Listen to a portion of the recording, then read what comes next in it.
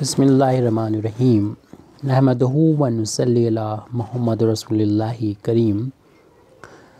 ये tensor analysis में determinant का किस तरीके से हम रिप्रेजेंट करेंगे उसको हमें देखना है यहाँ पर। तो सबसे पहले तो हम एन ऑर्डर की एक डिटर्मिनेंट ले लेते हैं, माना कि वो डिटर्मिनेंट ए से डिनोट की जा रही है और उसके जो एलिमेंट हैं उसको हम इस तरीके से डिनोट कर रहे हैं कि ए पर अगर सुपर स्क्रिप्ट है तो ये सुपर स्क्रिप्ट रो को डिनोट कर रहा है और जो सब स्क्रिप्ट में हमने ये लिखा है वो कॉलम में डिनोट कर रहा है। डिटर्मिनेंट है तो डिटर्मिनेंट को हम लोग इस तरीके से डिनोट कर सकते हैं। यहाँ पर ए आई जे जो है वो एक डिनोट कर रहा है एलिमेंट को, जिसमें ith row and jth column है यहाँ पर इसका। और इसको जब हम एक्सपेंड करेंगे, क्योंकि ये एन ऑर्डर की डिटर्मिनेंट है तो इसमें एन रो होंगे, क्योंकि आपको मालूम ही है डिटर्मिनेंट स्क्वायर फॉर्म में होती है, जितने रो होते हैं उतने ही इसमें कॉलम होते हैं।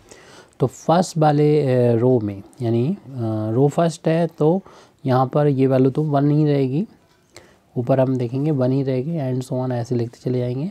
लेकिन कॉलम देखिए, ये पहला वाला कॉलम है तो इसमें 1 आएगा, यहाँ पर सेकंड कॉलम है तो 2 आएगा, ऐसे ही बढ़ता जाएगा।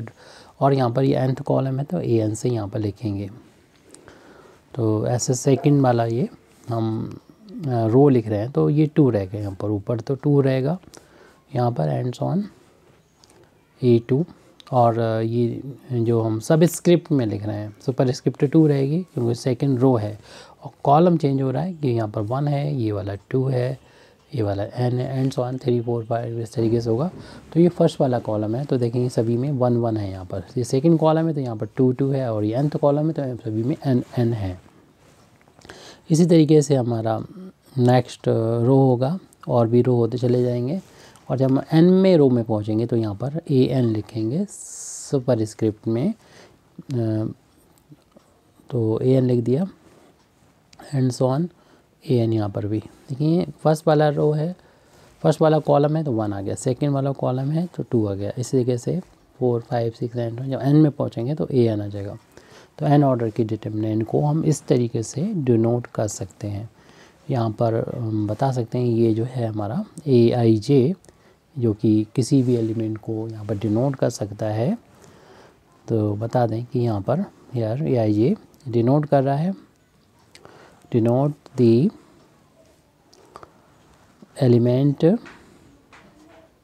एलिमेंट ऑफ ith रो, यानी जो एलिमेंट होगा वो i इसका रो होगा एंड jth कॉलम और j इसका कॉलम होगा ऑफ द डिटर्मिनेंट, जिसको हमने a से डिनोट किया है। तो अगर यहाँ पर एक हम पर्टिकुलर केस ले लेते हैं, माना कि A I J, F A I J is equal to Kronecker delta I J, इस तरीके से हमने यहाँ पर लिख दिया। तो देखिए कि इस डिटर्मिनेंट यानी ये स्पेशल डिटर्मिनेंट किस तरीके की डिटर्मिनेंट को डिनोट करने लगेगी, क्रॉनिकल डेल्टा। ये मतलब इसका पर्टिकुलर केस है। यहाँ पर अपना डिटर्मिनेंट को टेंसर से इस तरीके से डिनोट करते वो तो हो गया था। अब हम स्पेशल केसेस का ले लेते हैं।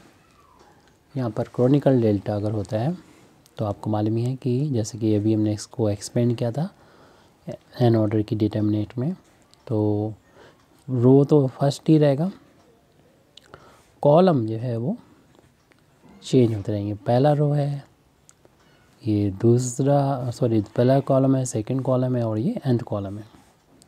ऐसे ही हम ये सेकंड रो ले रहे हैं तो यहाँ पर देखेंगे 2 रहेगा ऊपर, और कॉलम की बात करेंगे first column, second column n, इस तरीके से बढ़ते बढ़ते nth कॉलम हो जाएगा एंड सो ऑन। जब हम nth रो की बात करेंगे तो यहाँ पर तो n रहेगा ऊपर सब सुपर स्क्रिप्ट में, और सब स्क्रिप्ट में पहला कॉलम में 1, दूसरे कॉलम में 2, ऐसे ही बढ़ते बढ़ते ये nth कॉलम में n हो जाएगा।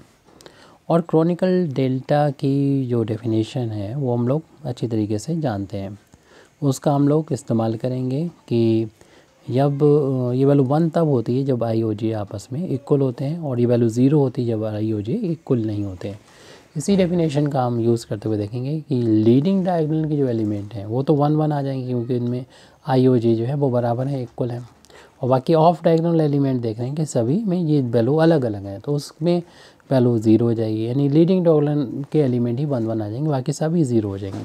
तो इस तरीके से हमारा ये पर्टिकुलर जो एक हमने डिटर्मिनेंट ली है वो उसका नोटेशन देखिए किस तरीके से हो जाएगा। ये एक्चुअल में देखिए कि वन ऑर्डर का एन ऑर्डर की एक ऐसी डिटर्मिनेंट बन जाएगी इसमें लीडिंग डायगोनल में जो है वो 1 1 है। अगर ये मैट्रिक्स होती तो हम इसको बोल देते हैं कि ये जो है यूनिट मैट्रिक्स है,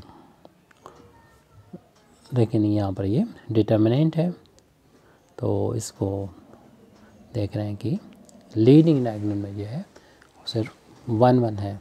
और ऐसी डिटर्मिनेंट जिसके लीडिंग डायगोनल में 1 1 होता है, यानी ऑफ डायगोनल लिमिट 0 होते हैं, तो उसकी वैल्यू आपको मालूम है इन सभी का प्रोडक्ट होता है। 1 को 1 से प्रोडक्ट करेंगे तो 1 के इक्वल ही आएगा। इस तरीके से वही आपका जो ऑब्जेक्टिव क्वेश्चन भी बन सकता है ये कि क्रॉनिकल डेल्टा आई जे का जो डिटर्मिनेंट बनाएंगे उसकी वैल्यू हमेशा 1 के इक्वल आती है। इस तरीके से एक प्रॉब्लम ये भी बन सकती है। Thank you very much Indeed for listening me व आखिर दावाना अल्हम्दुलिल्लाहि रब्बिल आलमीन।